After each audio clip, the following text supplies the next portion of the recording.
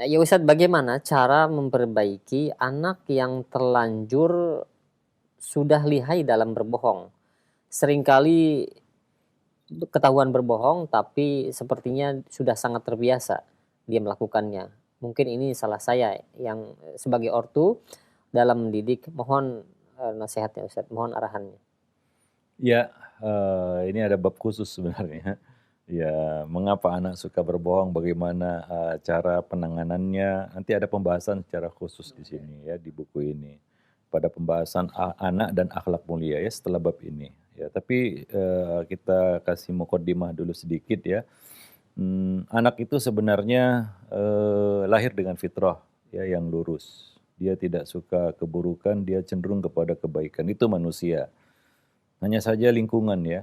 Lingkungan dan yang paling bertanggung jawab kata Nabi fa'abawahu, ibu bapanya.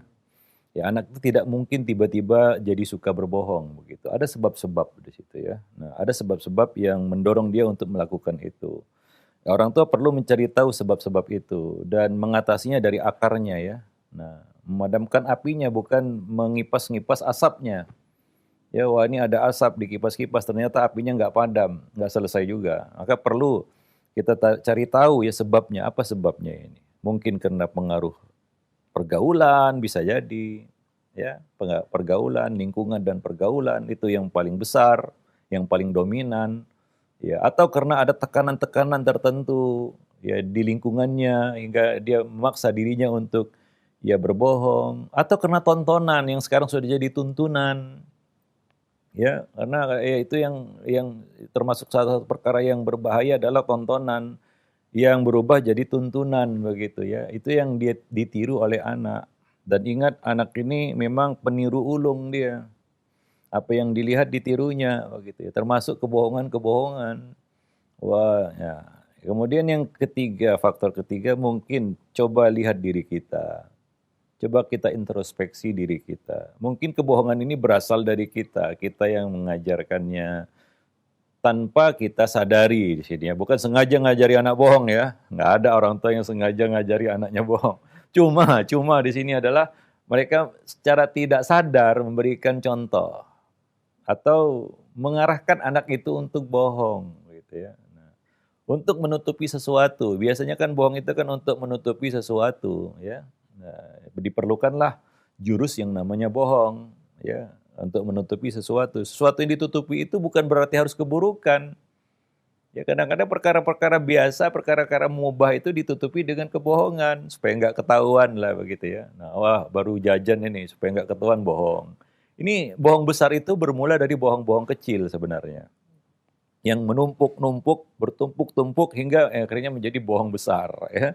Nah, ya kalau orang kita lihat orang-orang yang kerjanya tipu sana sini, itu kan bermula dari bohong-bohong kecil. Ya dia coba bohong kecil, wah berhasil dan berhasil, akhirnya dia coba bohong yang besar. Para pemirsa dan para pendengar yang dimuliakan Allah. Jadi coba cari tahu sebabnya dan selesaikan dari sebabnya itu, dari akarnya.